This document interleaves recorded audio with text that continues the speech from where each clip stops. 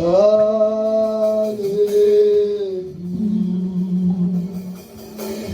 peut se tenir ensemble dans la présence de Dieu.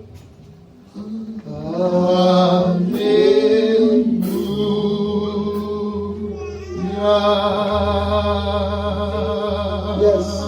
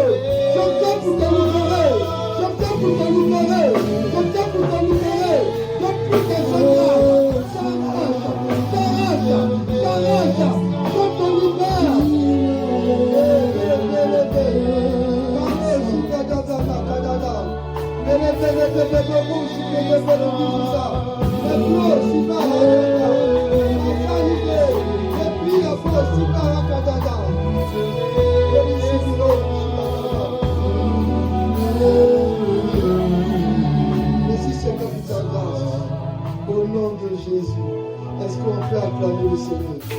Alléluia. Alléluia. Alléluia. Alléluia.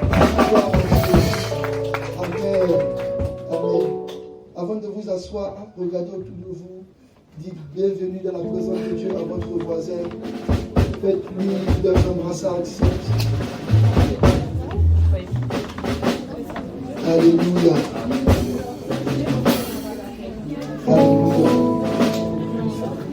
Dis-lui bienvenue dans la maison de ton Père.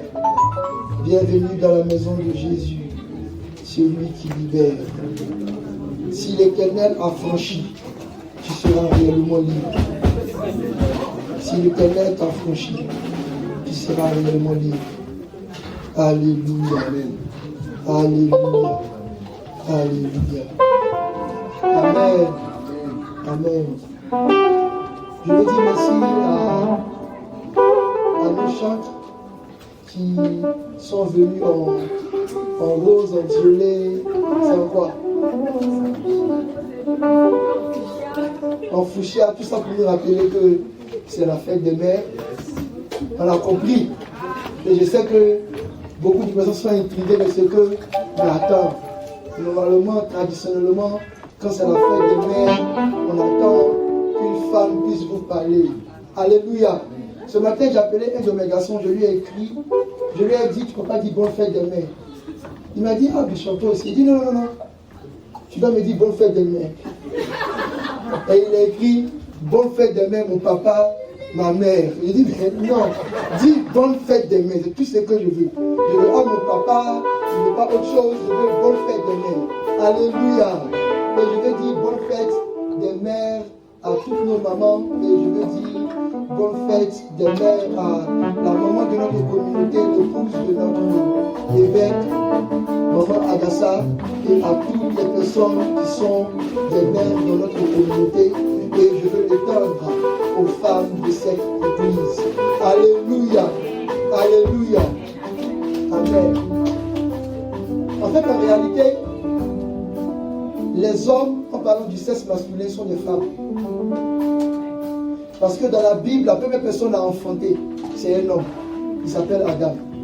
Dieu l'a pris, l'a envoyé dans la salle d'accouchement, lui a fait une piqûre de césarée, l'a endormi, a ouvert son entraille et a fait sortir son premier bébé.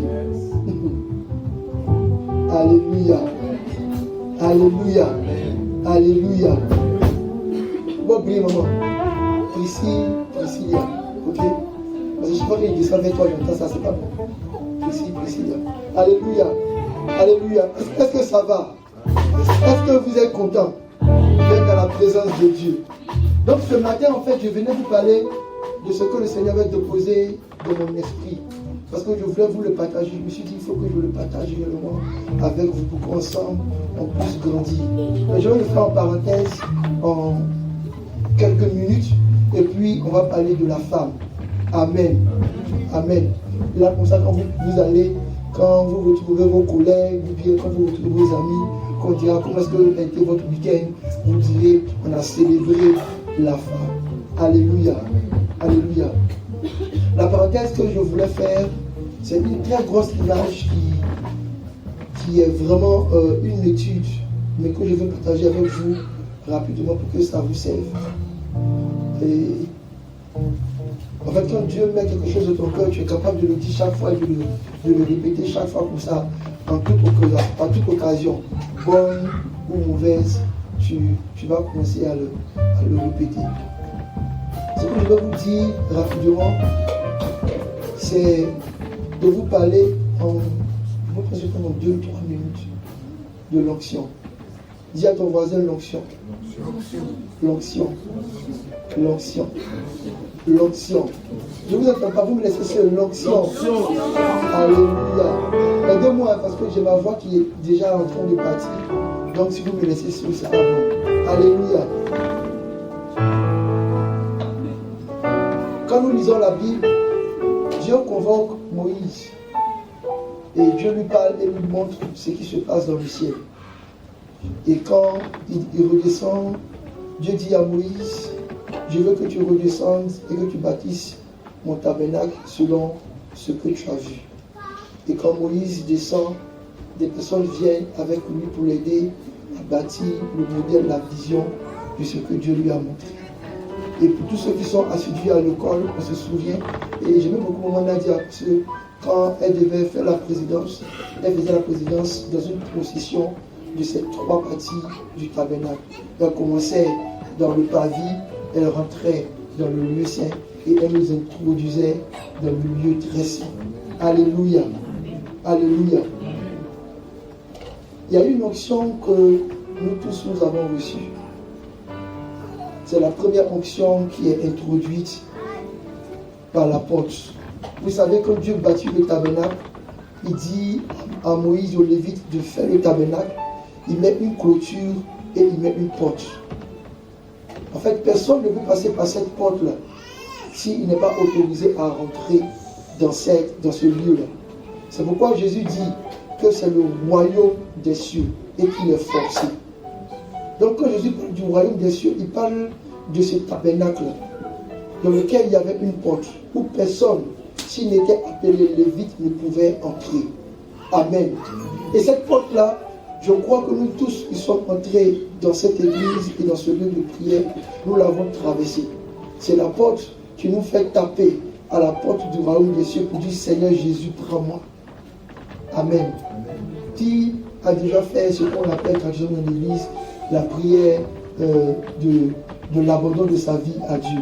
Qui l'a déjà fait? Seigneur Jésus, je viens vers toi, je te donne ma vie, prends-moi s'il te plaît.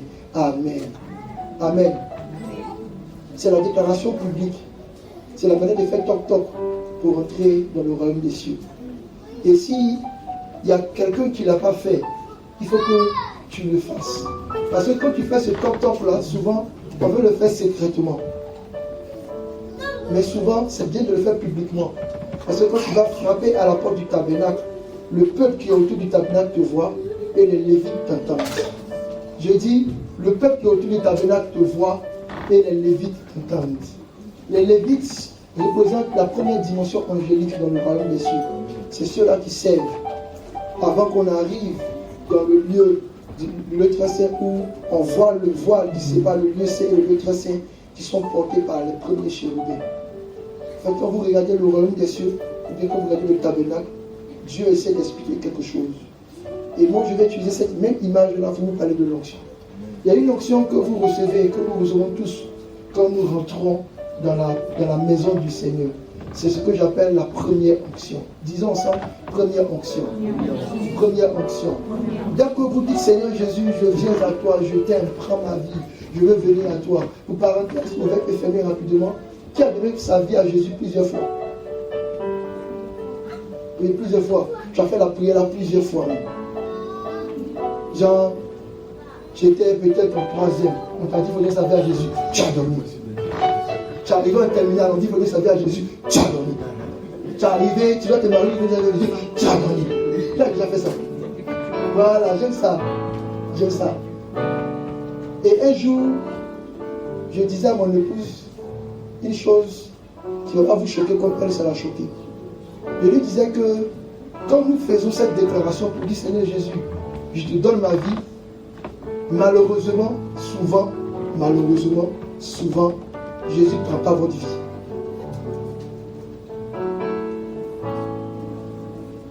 Qui n'est pas d'accord? S'il appelle Pasteur Méchac et puis il dit Pasteur Méchac, je te donne 5 000 €. Pasteur Méchac me dit non, je ne prends pas.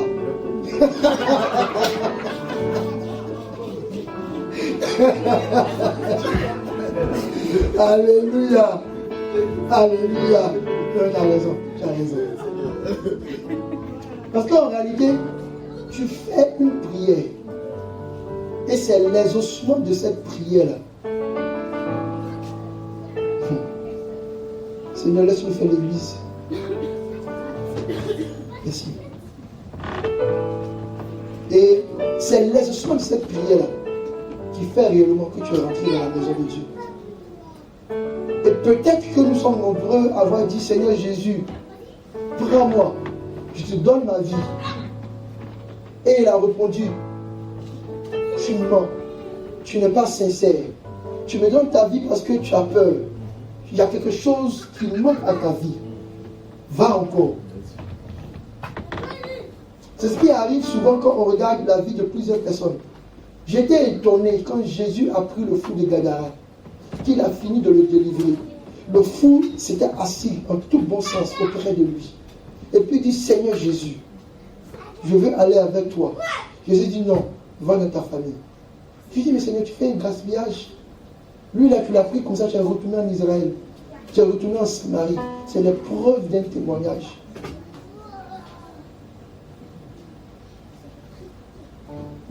Et je t'ai posé la question de savoir pourquoi Jésus n'a pas pris la vie de ce gars-là.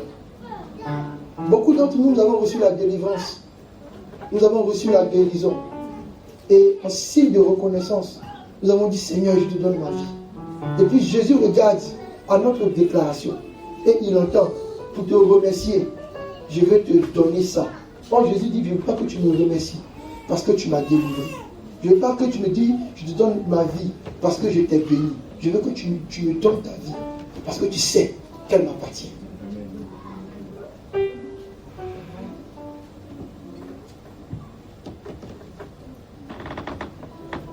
Et je vais vous le dire sans vous le cacher. Même si vous avez répété cette prière-là 14 000 fois, et que vous l'avez fait avec toute l'énergie. Moi, je me rappelle que nous, on le faisait chaque fois parce qu'on voulait être né de nouveau par rapport à l'homme de Dieu qui prêchait. Quand c'est pasteur Nathan qui prêche, on ne veut pas donner sa vie à Dieu. Mais quand c'est le bishop qui vient, on donne sa vie à Dieu. Quand c'est Benny Hinn qui vient, on veut donner sa vie à Dieu. On l'a précipité. Même ceux qui ont donné leur vie à Dieu, par le canal de pasteur Gaël ou bien de maman Raïssa, ils courent comme ça pour venir. Parce qu'il y a Benny Hinn, parce qu'il y a le bishop, je ne sais pas qui garde, je ne sais pas tous les hommes de Dieu. Parce qu'on veut s'associer. Je parle de l'onction, de la première onction. Et la question que je vais vous poser aujourd'hui, c'est est-ce que vous avez réellement donné votre vie à Dieu? Est-ce que vous avez réellement donné votre vie à Dieu? Est-ce que vous êtes sûr d'avoir entendu le grincement de cette porte-là? Est-ce que vous avez entendu les Lévites vous accueillir pour vous dire que la porte s'est ouverte pour vous? Sinon, vous serez dans le peuple autour du tabernacle. Et bizarrement, beaucoup d'entre nous ne sont pas rentrés réellement dans le royaume de Dieu. Nous sommes toujours en train de léviter autour du tabernacle. Pourtant, ce que Dieu dit, il dit, je me tiens à la porte et je frappe.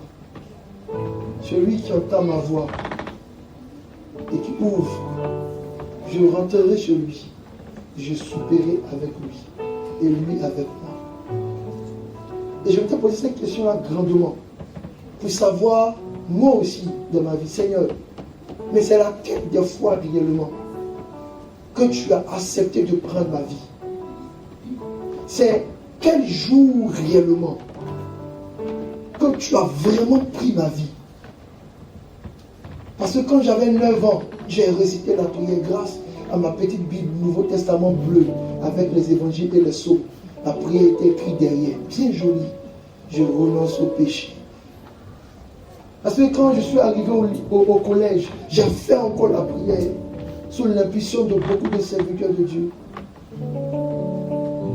Et moi-même aussi, quand j'étais fatigué de ma vie de débauche, que j'étais découragé de voir que je ne pouvais pas lutter contre mes pulsions, quand je vois que je ne pouvais pas même me maîtriser, être engagé dans cette voie, quand je voyais que j'étais capable d'avoir une vie spirituelle ou une vie chrétienne en griffe, que sur 3 ou 4 mois et que je retombais, je refaisais encore cette prière-là. Et puis un jour, le Seigneur m'a dit, c'est moi qui prends. Ah, ça a changé quelque chose dans mon intelligence. Pourtant, je m'étais dit qu'il prenait tout le monde. Qu'il prenait nous tous. Qu'il fallait juste que je vienne, je trouve quelqu'un au dehors. Je le regarde. Je lui donne une bonne parole de connaissance. Je prophétise sur sa vie. Il est convaincu dans l'émotion. Je dis, récite cette prière. Tu rentres dans le royaume. Jésus-Christ, mon maître et Seigneur. Et puis je dis, Amen. Bienvenue dans le royaume des cieux. On a dit bienvenue dans le royaume de Dieu à beaucoup de personnes qui n'ont même pas franchi la porte. C'est ça. On a dit bienvenue dans le ciel à des personnes qui n'ont jamais poussé les ailes. On a dit bienvenue dans la maison de ton Père pour des gens qui n'ont jamais reçu le sang. On a dit bienvenue dans le royaume des cieux. Pourtant, les personnes étaient encore derrière la porte.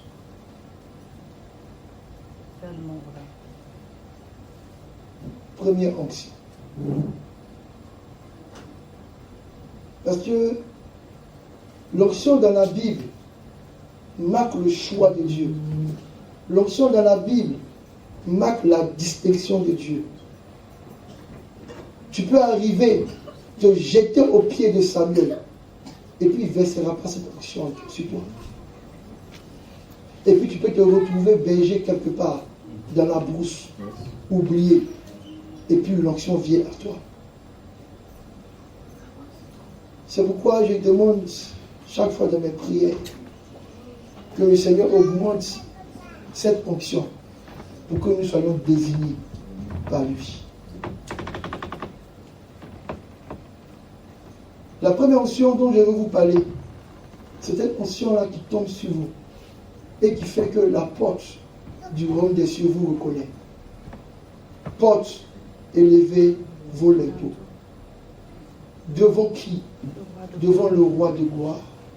Si vous n'avez pas reçu cette onction royale qui vous fait sortir du peuple pour rentrer dans le tabernacle, la porte ne s'ouvrira pas. Donc la première onction que vous devez recevoir, dont vous devez vous assurer, cette première onction qui va tomber sur vous, qui va ouvrir les portes du royaume des cieux. C'est pourquoi Jésus fait cette belle parole. Nul ne vient à moi. Et j'aime trop bien cette parole-là. Quand je parle même à mes garçons, je dis, vous ne pouvez pas venir à Dieu. Vous ne pouvez pas venir à Dieu. Même quand tu as la belle impression que toi tu as fait tes efforts et que toi tu es plus que Christophe Colomb et que tu as découvert Dieu, vous ne pouvez pas de vous-même venir à Dieu. Nul ne vient à moi si je n'ai appelé. C'est pourquoi par rapport à cette porte qui doit s'ouvrir, il dit ceci. Ce n'est pas vous qui m'avez choisi. Ce n'est pas vous qui m'avez choisi. Ce n'est pas vous qui m'avez choisi. C'est moi.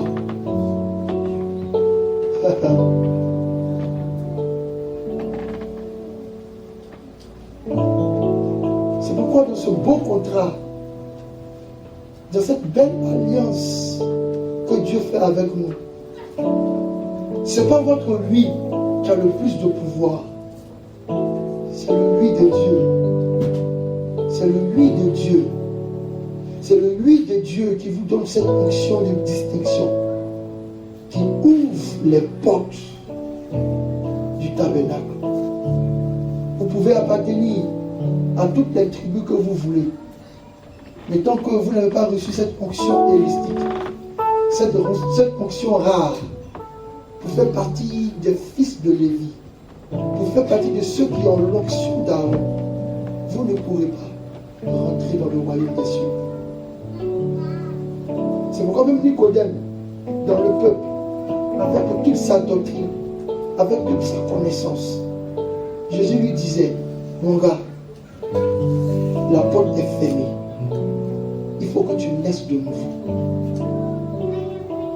Lui, certes, tu es dans la bonne religion. Lui, certes, tu connais la bonne morale. Lui, certes, tu as les belles pratiques. Mais si tu ne nais pas de nouveau, si tu n'as pas cette onction qui te transforme, qui te change en une nouvelle créature, si tu n'as pas reçu cette onction qui te transforme, qui te change en une nouvelle créature, si tu n'as pas reçu cette onction qui te change, qui te donne un nouveau visage, si tu n'as pas reçu cette onction qui change tout en toi subitement,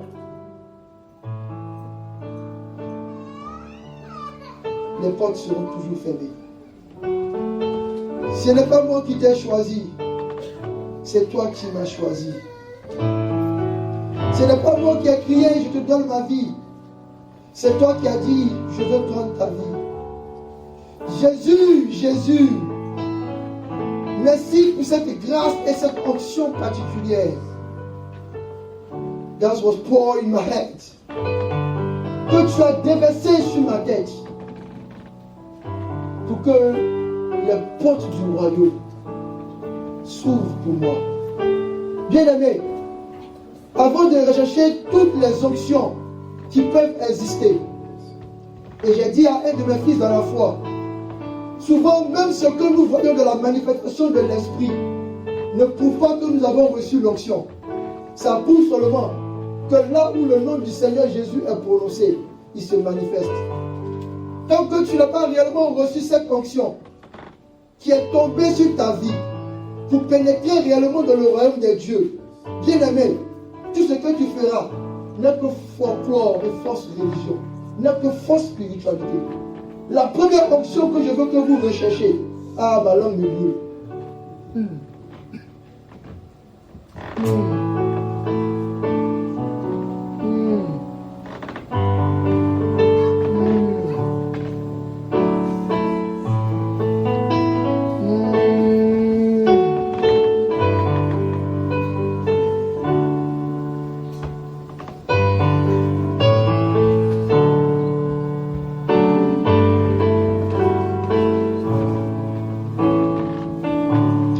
Dans ce festin,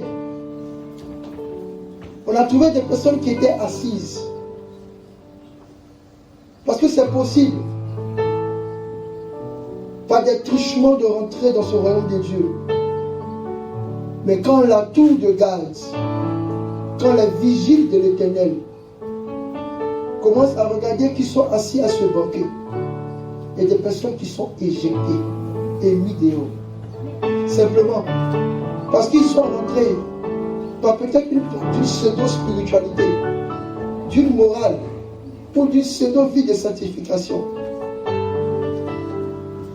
Mais si eux n'avaient pas été posé la marque de cette onction qui dit que nous sommes scellés pour l'éternité. Car je prie pour cette église. Je prie au Dieu de gloire que ton huile touche réellement. Je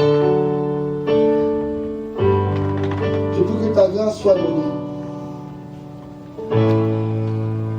Et que réellement nous comprenons que c'est toi qui nous as appelés, qui nous a attirés à la lumière divine. Nous ne voulons pas nous mentir en vivant une vie chrétienne, gravitant, tournant autour du royaume, sans y pénétrer réellement. Nous voulons recevoir cette onction, cette vraie onction qui touche et qui donne droit d'accès, droit d'accès, droit d'accès, droit d'accès dans le royaume.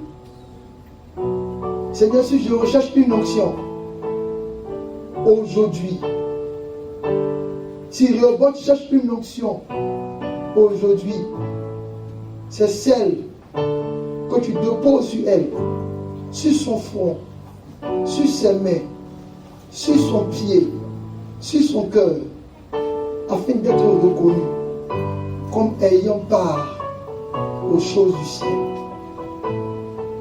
Donne-nous les ailes pour que nous puissions monter dans ta sainte cité. Au nom de Jésus. Amen.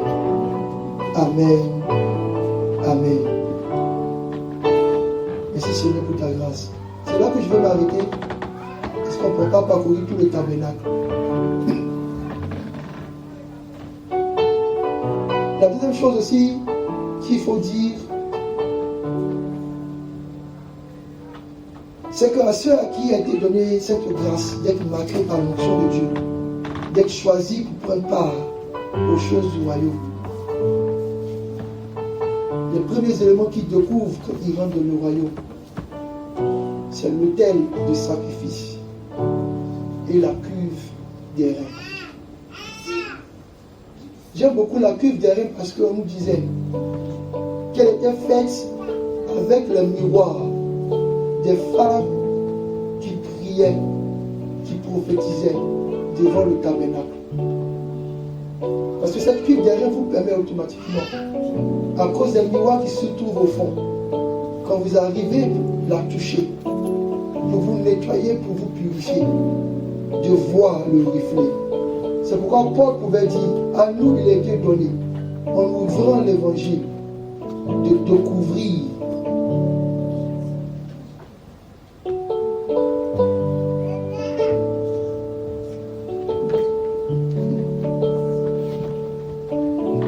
Merci Seigneur pour ta grâce. Permets que ces paroles soient données à chacun. Et que réellement, Père, nous puissions tous nous retrouver dans ton royaume le jour de ton avènement. Au nom de Jésus. Amen. Amen. Nous allons prendre nos Bibles et nous allons lire notre texte aujourd'hui. Et nous allons prier sur notre thème. Amen. On va se lire ensemble. Et on va prendre Proverbe. Qui sait quel proverbe on va prendre? Proverbe combien? C'est forcément Proverbe 31. C'est bien. On va le lire ensemble. Et on va courir ensemble sur de belles paroles. Proverbe chapitre 31. Du verset 1 au verset 31. Que le Seigneur fortifie vos pieds. Alléluia. Alléluia. Parole du roi Lémuel. Sentence par lesquelles sa mère l'instruisit. Que dirais-je, mon fils? Que dirais-je, fils de mes entrailles? Que dirais-je, mon fils, objet de mes vœux? Ne livre pas ta vigueur aux femmes et tes voix à celles qui pèguent les rois. Ce n'est point au roi le miel, ce n'est point au roi de boire du vin, ni au prince de rechercher des liqueurs fortes. De peur qu'en buvant, ils n'oublient la loi et ne méconnaissent les droits de tous les malheureux. Donnez des liqueurs fortes à celui qui périt, du vin à celui qui a l'amertume dans l'âme, qu'il boive et oublie sa pauvreté, et qu'il ne se souvienne plus de ses peines. Ouvre ta bouche pour le muet, pour la cause de tous les délaissés. Ouvre ta bouche, juge avec justice et défends le malheureux et l'indigent. Qui peut trouver une femme vertueuse? Elle a bien plus de valeur que des perles. Le cœur de son mari a confiance en elle. Et les produits ne lui feront pas défaut. Elle lui fait du bien et non du mal tous les jours de sa vie. Elle se procure de la laine et du lait et travaille d'une main joyeuse. Elle est comme un navire marchand.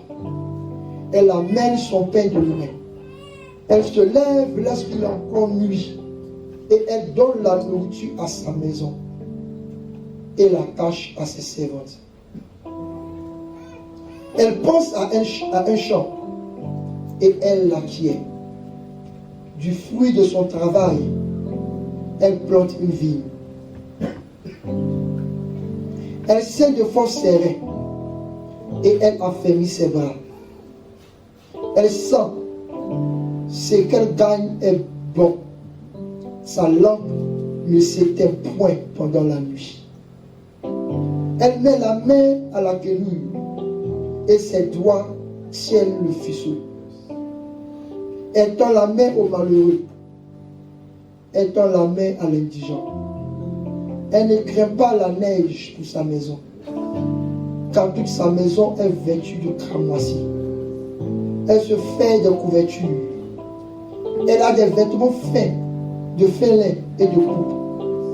Son mari est considéré aux portes lorsqu'il siège avec les anciens du pays. Elle fait des chemises et les vend, et elle livre des ceintures aux marchands. Elle est revêtue de force et de gloire, et elle se rit de l'avenir.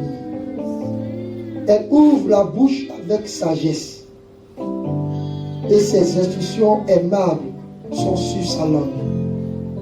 Elle veille sur ce qui se passe dans sa maison, et elle ne mange pas le pain de paresse. Ses fils se lèvent et la disent heureuse. Son mari se lève et lui donne des louanges. Plusieurs filles ont une conduite vertueuse, mais toi, tu les surpasses toutes. La grâce est trompeuse et la beauté est vaine. La femme qui craint l'Éternel est celle qui sera louée. Récompensez-la du fruit de son travail et comporte ses œuvres la louent. Amen, amen, amen. La première question que je vais poser à toutes les femmes, et je parle à toutes les êtres sexués féminins de cette salle, qui se reconnaissent dans cette description de la femme que la Bible nous invite à célébrer en ce jour. Qui est celle qui se reconnaît de cette description, de celle que le Seigneur recommande, les louanges? Aïe, levez les mains. Voilà, levez les mains. Et non la foi. Faisons-le avec foi. Qui est celle qui se reconnaît de cette belle description, de celle qui est célébrée par ses enfants, de celle qui est célébrée par son époux, de celle qui est célébrée par les jeunes filles, qui se reconnaît en tant que cette femme? Alléluia. Excusez-moi. Maintenant, chère femme, avant de parler aux mamans, vous allez m'excuser et je vais vous rappeler ce que nous avons lu. Ah, vous tu sais déjà. Ne toussez pas. Calmez-vous. Je vais lire seulement 3 petites portions de ce beau passage. Il dit ceci. Elle ouvre la bouche avec sagesse, et des instructions aimables sont sur sa langue. Je ne sais pas ce qui est arrivé à notre génération. Je ne sais pas ce qui est arrivé à nos femmes. Je ne sais pas quel est le virus du féminisme qui a atteint même jusqu'à dans l'église. Je ne sais pas cet esprit titan et malveillant. Je ne connais pas cette prostituée qui s'est élevée avec le courage, qui a pris possession des pensées des femmes que Dieu a appelées.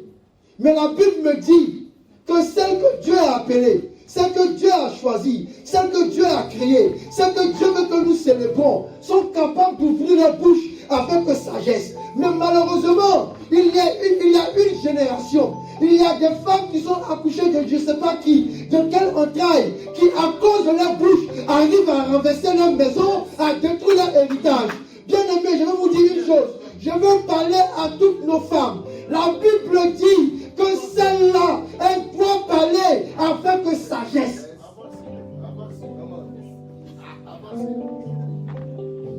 Oui, on vous fera les câlins et les bisous.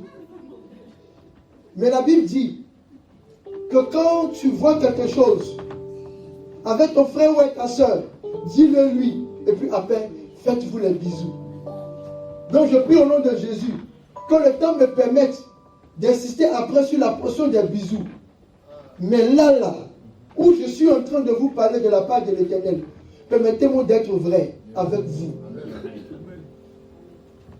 Vous avez besoin de sagesse. ne doit parler avec une arrogance. Aucune femme ne doit parler avec dédain. Aucune femme ne peut parler avec cette expression médisante. C'est comme si vous étiez des sirènes, que lorsque vous ouvrez la bouche, que des serpents et des vipères sortent de vos bouches. La femme doit connaître la tendresse et la sagesse de Christ. Quand une femme parle, on sent le bien. Quand une femme parle, on sent la douceur.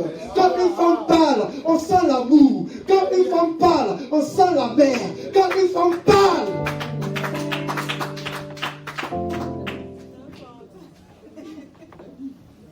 nos mamans aujourd'hui ont perdu la grâce de ces paroles de sagesse.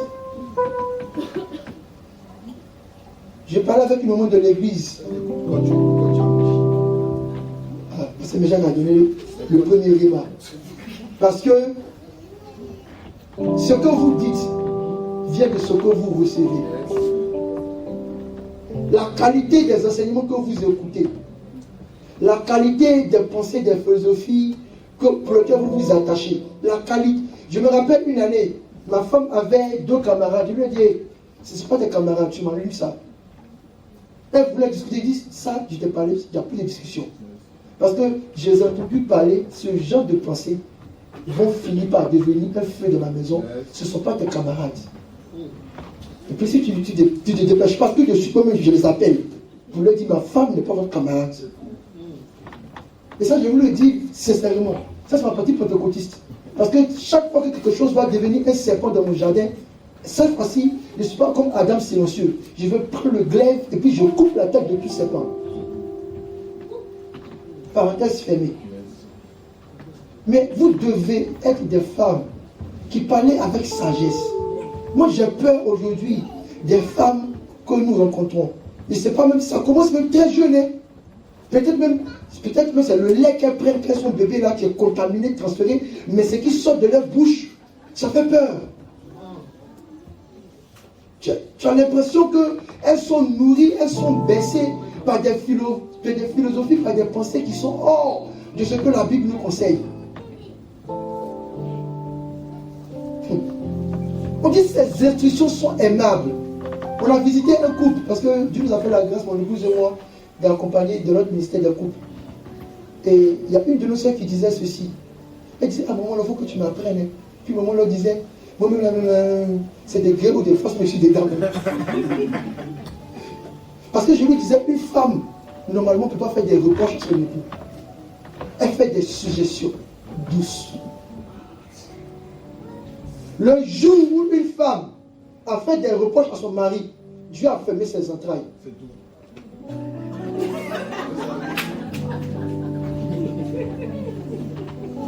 Vous voulez vous donner les exemples? Il y en a beaucoup. Hein?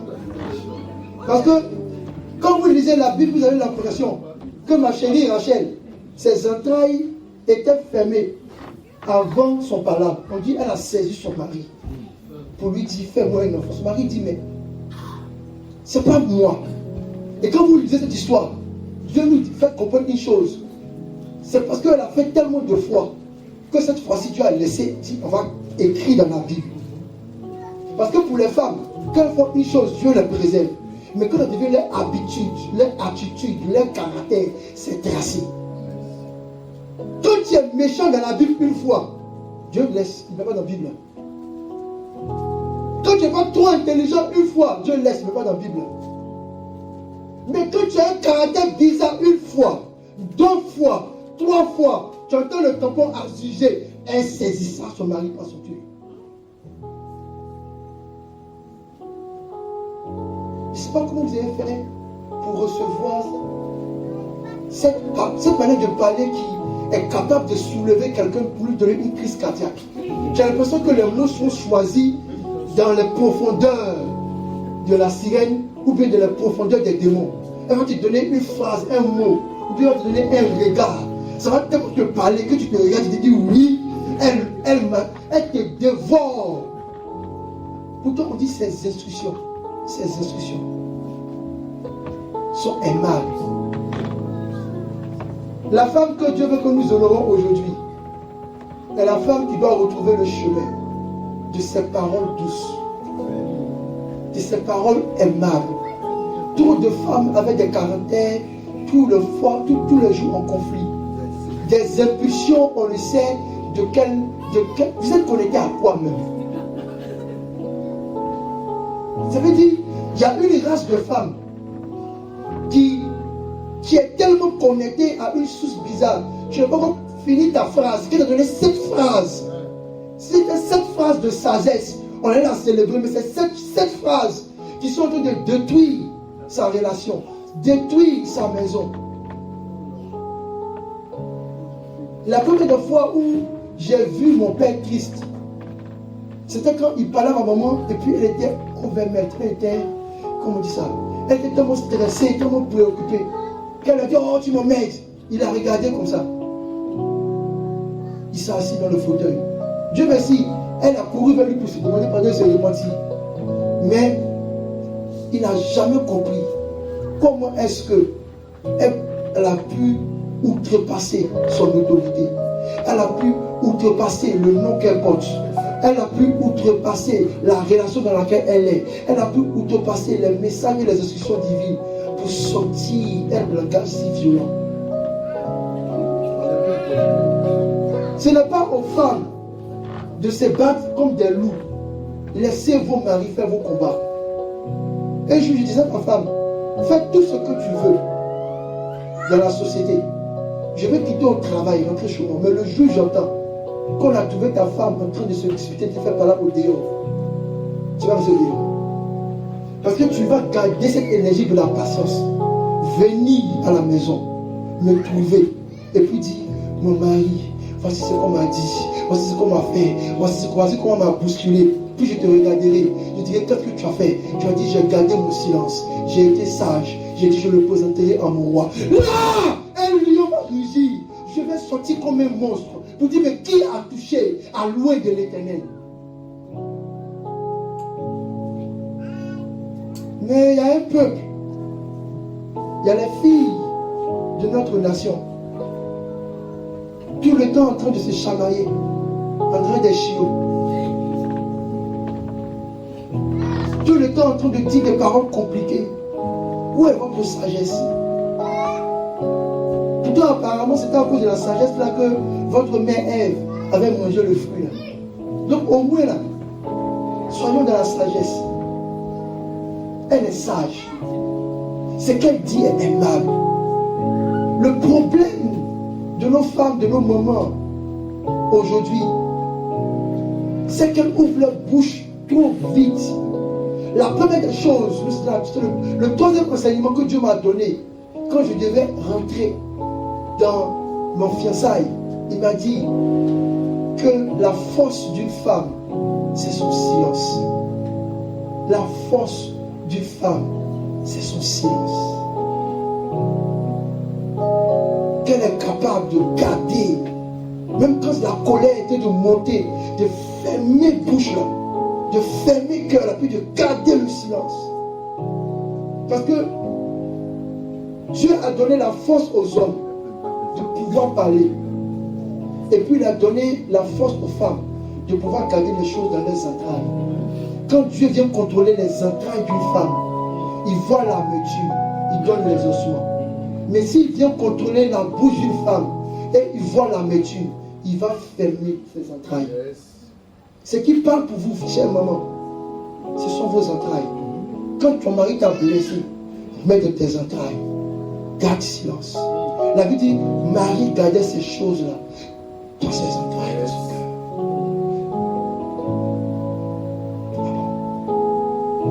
Une femme, sa force, c'est le silence. Il y a des femmes qui traversent les villes. Il y a des femmes qui traversent les nations. Vous les regardez. Elles ne s'assentent pas dans leur commérage. Elles ouvrent leur bouche. Vous êtes séduits par la sagesse. Quand elles ouvrent leur bouche, vous êtes bombardés par la douceur. Et votre cœur se réjouit. C'est même pas encore la fête des mères que vous allez commencer à crier, oh Dieu, Dieu bénisse la vie de cette femme. Quelle sagesse, quelle bonté, quelle douceur.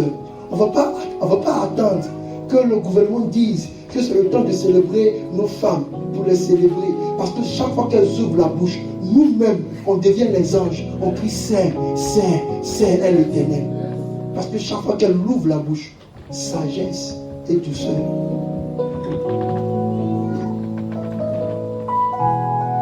Bien aimé, ce que le Seigneur veut donner comme message à vous, mes mamans, la première des choses, tenez votre langue en bride. Mettez des courroies à vos bouches. Que vos bouches s'ouvrent pour célébrer, pour bénir. Et tout le reste, jetez-les dans le fond de vos entrailles. L'ange qui s'occupe des excavations, l'ange qui s'occupe de nettoyer tout ce qui n'est pas bon, viendra nettoyer et changera votre situation. Mais si vous parlez trop, la Bible dit qu'il y a des êtres qui volent avec les paroles, qui vont prendre vos paroles, qui vont aller les semer loin de vous. Et ce qui va venir vers vous est plus dangereux que ce que vous avez pensé. Déconnectez-vous de tout enseignement, de toute pensée, de tout message qui essaie de vous dire qu'il faut ouvrir la bouche n'importe comment et n'importe où. S'il vous plaît, faites-le. Vous serez des grandes vainqueurs au nom de Jésus. Amen. C'est la première portion. On va prier. Dans la Bible, quand on parle de la femme, on parle de trois êtres. La première, c'est la femme sexuelle qu'on connaît. Ce sont nos sœurs. La deuxième, c'est l'âme. Parce que l'âme représente la femme. Donc je vais m'adresser aussi à tous ceux qui ont des âmes, à moins qu'il y ait des vampires au milieu de nous. Apprenez aussi. Parce que vous savez, l'âme est tellement tumultueuse comme la mer que dès qu'il y a quelque chose de bizarre, elle jette toute sa force sur le rivage avec force violence. Il faut avoir l'ardeur de maîtriser ses paroles. Vous reconnaîtrez quelqu'un qui est monté dans une très grande dimension quand ses paroles ont du prix.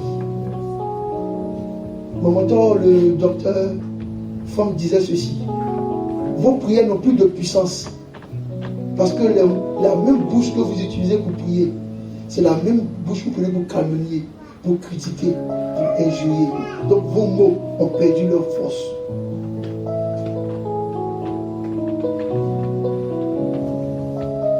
Et la troisième femme dans la Bible représente l'Église. Et Jésus lui-même est souvent les choqué de son Église. Il s'assoit sur son trône. Il voit comment son Église parle sans sagesse.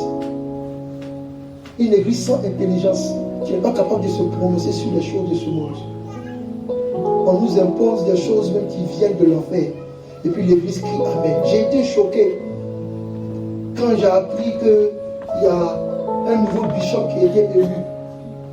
C'est une femme et qu'elle est openly, elle est publiquement gay. Et ça a été validé parce qu'elle a un doctorat. J'ai dit, mais attends, qu'est-ce que l'Église est en train de nous servir? Qu'est-ce que l'Église présente au monde? Femme de Jésus, qui doit trouver sans tache ni ride, en train de valider tout et n'importe quoi. Se demande même si l'Église n'est pas en compétition avec les boîtes de nuit ou bien d'autres endroits. Parce que c'est la même manière de faire.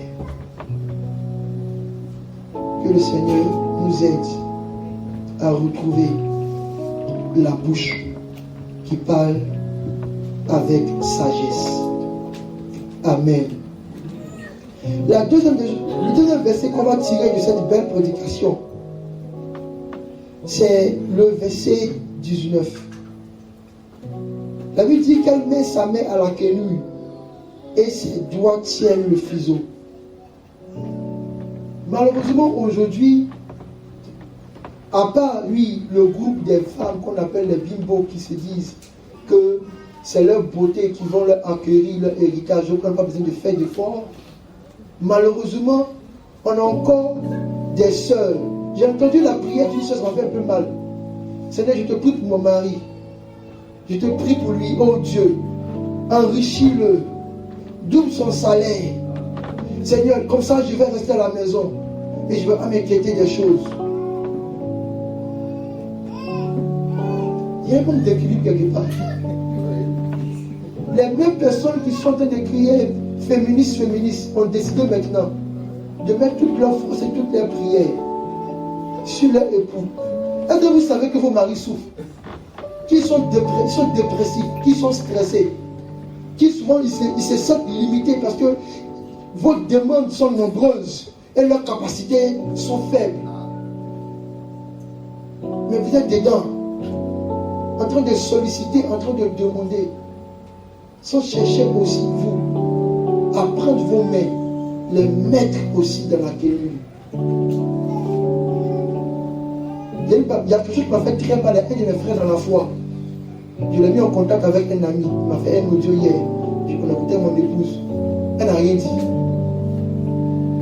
Elle va parler parce que je sentais même que c'était un peu bizarre. Mais ce qui s'est passé, c'est que la connexion m'appelait pour me dire, ah, voici ce qui se passe. Je lui ai fait une ouverture, un moyen, mais ça fait 2 ans qu'il n'est pas capable de me redonner ce que je lui ai donné. J'étais triste. Et pendant que j'étais en train de chercher à l'appeler et repenser à lui, je me rappelle des phrases qu'il prononçait chaque fois que je parlais avec lui, que je priais avec lui, et que si je l'aidais. Parce qu'il ne suffit pas de prier avec les gens, il faut aussi agir. Chaque fois que je parlais avec lui, j'entendais de la bouche de mon frère, tu sais, ma situation, tu sais, madame, elle ne travaille pas, donc beaucoup de choses sont sur moi, puis tu sais ma situation, et hier soir, je partais rendre visite à un moment, les mots là sont remontés de mon esprit comme ça. Et quand j'ai décroché le téléphone, c'est Dieu qui a voulu qu'il ne décroche pas. Parce que le Seigneur me disait, à force de dire, ah, tu sais que mon épouse ne travaille pas, parce qu'il cherche d'autres moyens de financement. Alors que c'est à lui, en tant qu'homme, de prendre son épouse et puis de lui apprendre à avoir la main aussi, qui crée quelque chose. Vous savez, dans la vie où on parle, il y a 2 extrêmes. Il y a le groupe des femmes qui travaillent tellement qu'elles se disent qu'on a plus besoin d'hommes. Je ne dis pas que vous êtes de vous maudits, mais faites attention. Et puis il y a le groupe maintenant des femmes qui décident maintenant de ne rien faire et de laisser quelqu'un en train de souffrir dans le labeur. Le bon équilibre, c'est de se dire, même si vous n'avez pas toutes les compétences, se dire que je vais faire au moins quelque chose qui va le décharger. Je célèbre le nom de ma femme chaque fois parce qu'en réalité, ma première voiture que j'ai achetée, c'est son argent, mais c'est mon argent quand même. Je voulais acheter une voiture. Elle a regardé le modèle de la voiture. Elle a dit non, c'était pas, c'est pas ton style. Je lui ai dit non, c'est ce que j'ai. Je lui ai dit c'est bon, c'est bon. Et puis j'avais vu une autre voiture. Vert fluo. Tu sais qu'il y avait le tapage même. Du tapage vivant. La voiture, quand on l'a achetée, elle a senti que même lui, j'avais aussi l'option de la visibilité. J'ai pimpé la voiture dans le coffre, j'ai mis des baffes, non. Quand je mets, c'est tout le peuple de la terre qui loue avec moi. Mais ce jour, il était assis. Et puis je regardais la voiture. Je regardais la voiture. Et puis elle est venue à côté de moi. Elle dit, mais tu manques combien? Et à ça là, c'est le double de ce que j'ai pour ma voiture. Elle dit, appelle-le, puis paye. J'ai dit, tu sais quoi? Elle dit, appelle-le, tu vas payer ta voiture. C'est comme ça que si vous faites cette dimension-là, vous voulez les exclamations-là, vous les aurez chaque jour. Tu quittes ton travail, puis ta femme dit, ok, je t'en fais une Nike, une Adidas, et puis, alléluia, qui a ton saut à d'abord. Toi-même, tu as besoin d'attendre aujourd'hui pour le lever. Toi-même, personne ne va attendre aujourd'hui pour le lever. Toi-même, tu te lèves, tu dis, ma femme, non, tu es la plus belle. Mais parce qu'elle est la main qui fait rentrer des choses. Mes soeurs, la femme qui fait rentrer des choses sera célébrée. C'est pour ça que Jésus a célébré la vie de cette femme qui est venue casser un parfum qui vaut le prix d'une année de salaire. Il dit, hey, taisez-vous. Ses meilleurs disciples ont essayé d'envoyer les paroles de Rémado. Il dit, hey, fermez bouche là. Fermez ça, parce que ce qu'elle a fait là, je vais vous prêcher ça un autre jour. Je lui ai dit que ça va pas du temps pour le découvrir. Il dit ceci, il dit partout où on annoncera l'évangile, on parlera de cette femme et de ce qu'elle a fait. Et je dis aux chrétiens, le jour où vous avez entendu l'évangile et que vous n'avez pas entendu l'histoire de cette femme, vous n'avez pas encore entendu l'évangile. Moi je prends plutôt ce que Jésus a dit comme plus vrai. C'est Jésus qui a dit. Donc souvent on annonce l'évangile, tu seras sauvé, tu seras sauvé. Mais Jésus dit partout, il faut ajouter ça. C'est que moi-même que j'annonce l'évangile, il fait virgule, puis je parle de la femme en disant, et de son parfum. Parce qu'il dit que partout où on parlera de l'évangile, on va parler d'elle. Vous devez des femmes qui économisaient secrètement, des femmes qui travaillaient secrètement, des femmes qui moissonnaient secrètement. Et puis un jour, le monsieur est assis, il commence à prier en langue, liabo shadadada. Et puis il dit, qu'est-ce qu'il y a? Tu dis, oh, on m'a appelé, ma tante m'a appelé, mon meilleur ami m'a appelé, il a un problème, mais je suis allé prier parce que j'ai pas encore les moyens. Elle dit, tu es exaucé. Tu dis comment? Elle te donne une enveloppe. Pourquoi? Elle sera célébrée. Vous voulez être célébré, que vos mains soient capables de donner, d'offrir, parce que vous aurez travaillé, vous aurez amassé. Son cœur sera réjoui, il sera content.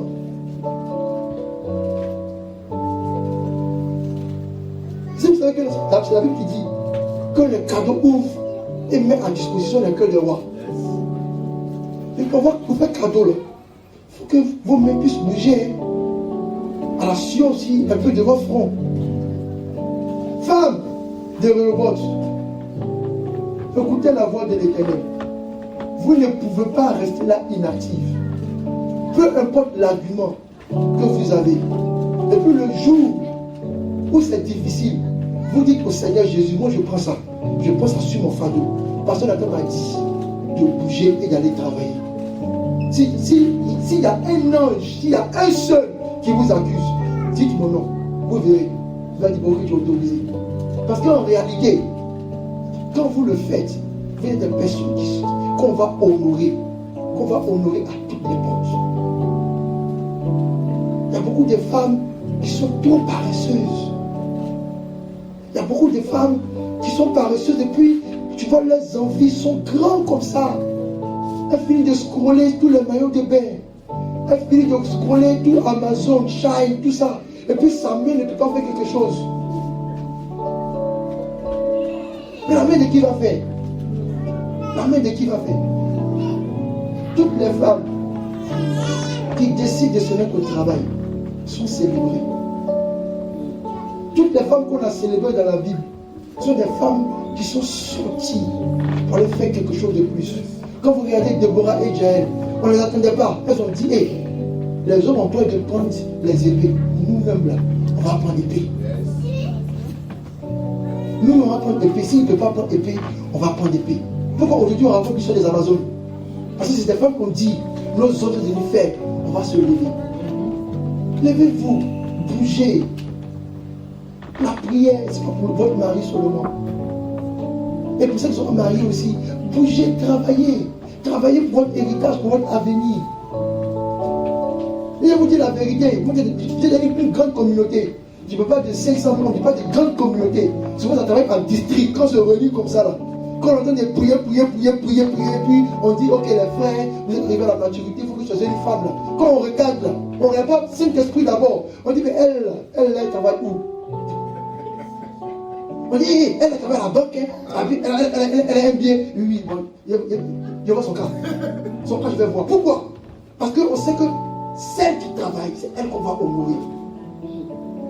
Sincèrement, hein, hier mon cœur était très triste. Parce que j'ai été l'investigateur et celui qui a fortifié ce couple. Mais pendant tout mon trajet, j'étais un peu calme. On pensait qu'il était un peu fâché. Je dis non. Parce que vous savez que souvent, les prophètes, là, ils ont des problèmes. Ça savez, n'importe comment. Mais j'entendais toujours la voix de mon frère. Il dit, tu sais, ma femme ne travaille pas, donc. Et je prie au nom de Jésus ce soir, moi, ce qui dit, Mais s'il est aussi stressé que ça, et qu'il dit à cela à tous ceux qui doivent l'aider, regardez comment que sa femme sera vue. On va la voir dans sa soutane de prêtresse. On va la voir dans l'église en train de prier. Mais les gens sont venus la regarder. Sa mère ne font rien. Elle ne pourra pas être célébrée.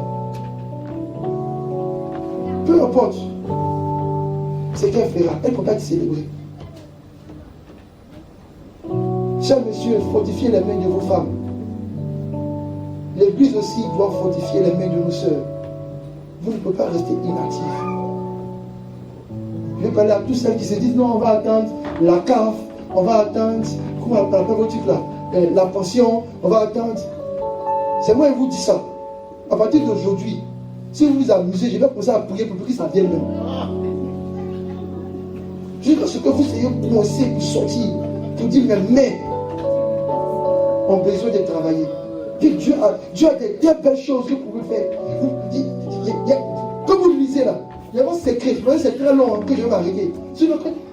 Il y a des business, c'est écrit dedans. Il dit, elle fait les chemises. Vendez les chemises à tous les hommes de l'église, vous payer, c'est l'argent qui va rentrer. On dit, elle donne des ceintures au marchand. Chaque dimanche, tu dis, bon, parce que maintenant, toi, chaque mois, tu dois avoir une nouvelle ceinture. Tu veux, tu ne veux pas, tu mets le prix plus impôt sur le revenu dessus. Et puis, si ça ne va pas encore là, tu t'assois là, tu viens au premier culte, tu viens au deuxième culte, puis tu prends ta voiture, tu fais tous les cultes de Paris. Tu leur vends la ceinture. Forcée. Pourquoi? Parce que c'est écrit ici. Qu'elle vend les chemises et qu'elle vend les ceintures. Je dis, Seigneur, j'ai pas d'autres idées de business. Je n'ai pas peut-être fait un billet. Je n'ai pas souvent de fonds. Mais aujourd'hui, je me vais vendre ceinture et je me vais chemise. Seigneur, je sors, je reviens.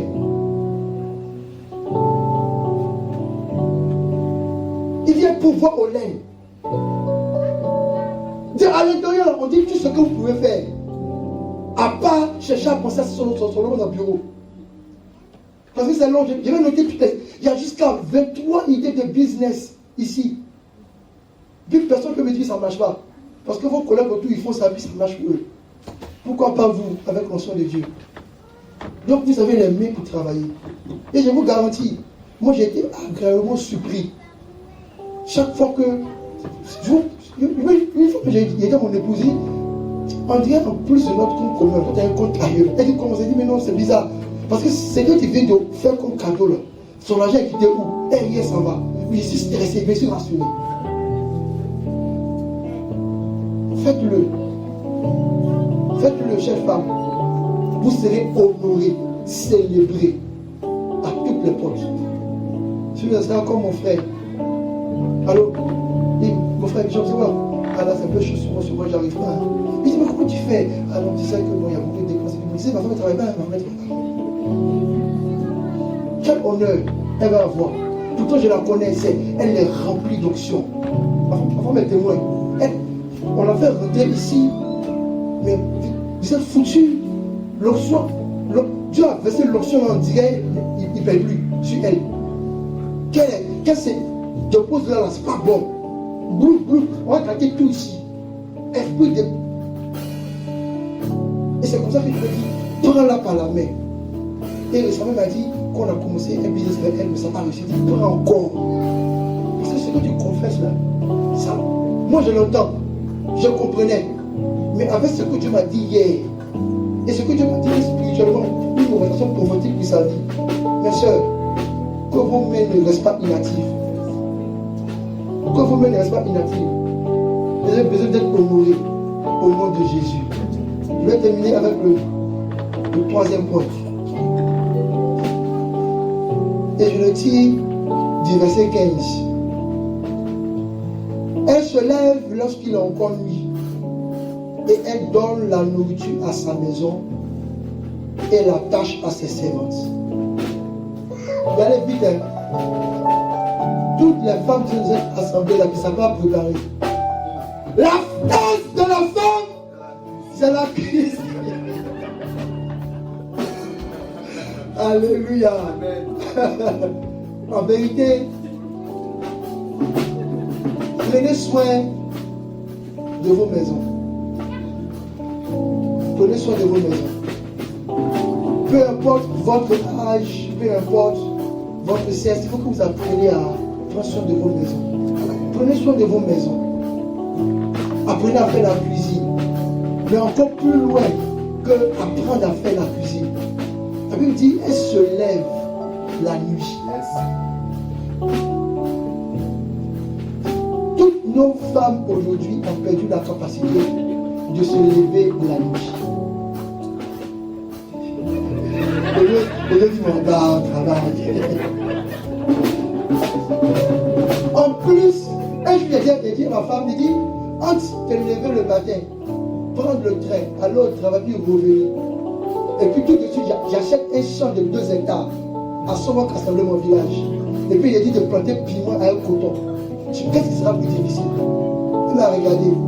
Alors qu'il y a une époque où il y a des femmes, non seulement qui prenaient des fagots sur la tête, allaient planter le piment et les bananes, revenaient, faisaient la sauce et ne bougeaient même pas tant que leur mari n'a pas dit où c'est doux avant elle-même de prendre une douche du laveur. Il y a une époque où ces femmes-là étaient célébrées. Et il y a un jour où nous aussi, on veut célébrer. Une femme, c'est une force. C'est une force que vous avez. Ce n'est pas fait de spiritualité. C'est une force.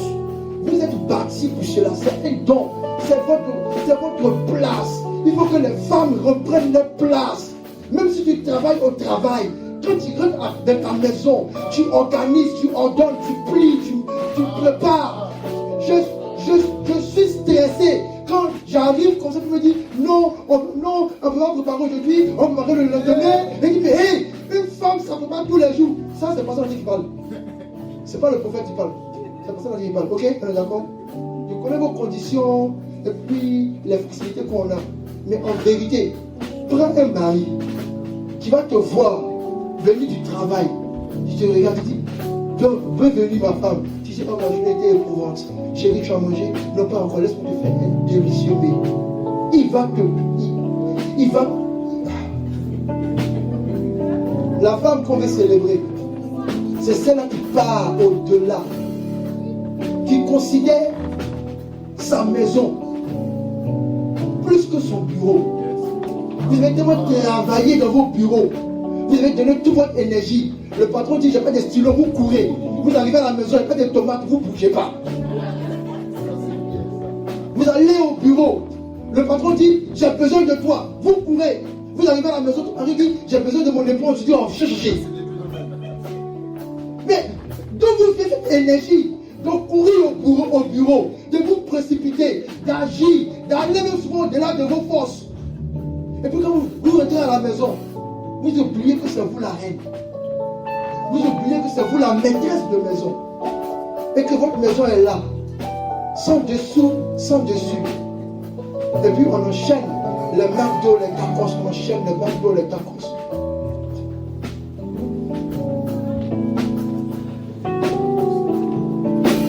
Elle se lève. Si vous n'avez pas le temps de faire ça pour le travail, avant que vous preniez le travail, levez-vous. Commencez déjà à faire la sauce de midi, là, on va manger. Mais quand on se lève, dès qu'on arrive, et que pour toutes les raisons de notre nouvelle génération, le travail est éprouvant, on rentre dans la cuisine, on voit que on a écrit sur un bout de papier, tu peux rapidement chauffer la pizza. Le samedi, je te ferai une belle sauce. Bisous. On te célèbre un salacoma. On te célèbre un salacoma. Hein? Un salon te célèbre comment? Mais je vois un papier. Ah, j'espère que tu auras une bonne journée. Je suis déjà parti au travail. Ouvre le congélateur. Je te fais un foufou avec du poisson braisé. Ah, choisis ce que tu veux manger. Bisous. Tu as célébré SMS de 10h à 19h, tu vas recevoir. La vie est tellement simple. Je le dis par exemple pour les hommes, il faut le faire aussi. Hein. Les hommes, il faut le faire. Mais aujourd'hui, quand on parle des femmes, on parle des femmes. C'est pourquoi ici, dans la Bible, il ne parle pas forcément de la mère. Le premier chapitre, c'est pour la mère. Mais le deuxième parle de la femme. Donc vous toutes qui voulez vraiment être célébrées, première des choses, bouche, maîtrisez ça. Bouche, fermer ça. La haine, la colère, ça ne doit pas sortir de votre bouche. Soyez tendre, soyez douce. Ton mari peut dire quelque chose qui t'a tellement blessé. Tu dis, oh, tu m'as fait mal. Il te regarde, il dit, hey, toi, tu es ma femme. Ah, ça vous parler comme ça. Non, c'est, oh, tu m'as fait mal. Non, ça m'a attristé. Avec une tellement belle et agréable douceur angélique. Le monsieur pense qu'il vient d'écraser une fourmi, il est découragé. Il se répand. Mais s'il bouge là, vous ne l'attrapez pas. Pour vous célébrer, ça sera compliqué. La deuxième chose, c'est que vous devez forcément apprendre à travailler avec vos mains. La génération où on est là, le monde dans lequel on est là, les familles se mesurent maintenant en fonction de ce qu'ils ont comme revenu mensuel. Donc, si tu veux, pour ton mari, il n'a qu'à être le directeur. Mais son collègue est directeur, sa femme est directrice. Donc, vous allez vous rencontrer là. On ne va pas t'honorer là-bas. Il te promet, tu ne seras pas honoré là-bas. Parce que quand son ami a parlé, oui, ma femme, c'est la directrice maintenant de tous les magasins au change. Ah oui, moi, ma femme s'occupe des enfants. C'est un honneur, oui. Mais ce n'est pas un bon honneur dans le contexte dans lequel on est en train de parler. Vous devez travailler. Ayez quelque chose qui fait qu'on voit qu'au-delà, vous essayez de monter. Et la troisième des choses, vraiment, apprenez à gérer vos maisons.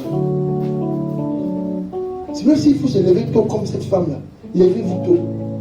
Levez-vous à 4h du matin. Rentrez dans vos cuisines. Levez-vous à 5h du matin. Rentrez dans vos douches. Levez-vous à 6h du matin. Regardez le salon. C'est parce qu'on est femme et pas mariée. C'est pourquoi même souvent même, c'est un peu difficile parce que j'ai pas de marier chez Vilma. Parce qu'il dit bon, elle n'est pas mariée, elle est arrivée là-bas. Donc elle est à l'aise. Elle a sa maison est tout dérodonnée. Quand il a payé, il faut qu'il a payé. Parce que si il fait une visite surprise à chacune des femmes ici, là, ça va chauffer. Ça va chauffer, ça chauffe pas. Ça va pas chauffer. Chacun ne chauffe pas. Au lieu de chauffer pas aussi. Donc c'est très bien que cela vous bénisse. Parce qu'il faut que vous soyez des femmes. Une femme, c'est un esprit d'ordre, un esprit de rangement, un esprit de propreté. Et pour éviter de parler des choses un peu compliquées, soyez propre. On se comprend. Soyez propre. S'il y a les enfants, on va parler dedans. Sinon, soyez propre. Une femme, c'est propre. Je dormais puis, voici une phrase que le Seigneur a mis dans mon esprit. Pour la fête des mères, je vous le donne, on va prier avec. Il dit, la femme est un champ qui sent l'odeur du jardin d'Éden, que son époux pénètre et se repose avec allégresse. C'est pas moi qui ai dit, hein, c'est l'esprit qui m'a dit ça. La femme est comme un champ, comme le jardin d'Éden. Ça pousse. Tu sens, il y a une odeur de douceur, une odeur de beauté, une odeur de caramel vanille, de Eden façon. Quand tu rentres dans le sein de ta femme, tu dis oui. Tu commences à parler en langue, elle sera honorée. Je prie au nom de Jésus que vous toutes femmes de cette communauté, vous soyez ce champ, ce jardin qui donne envie à Dieu de descendre, qui donne envie à un homme de descendre, qui donne envie à une grâce, une opportunité de descendre. Vous devez émettre cette odeur spirituelle du jardin d'Éden. Vous devez porter des fruits de saison. Vous devez attirer à vous les nations. Au nom de Jésus. Amen, amen, amen.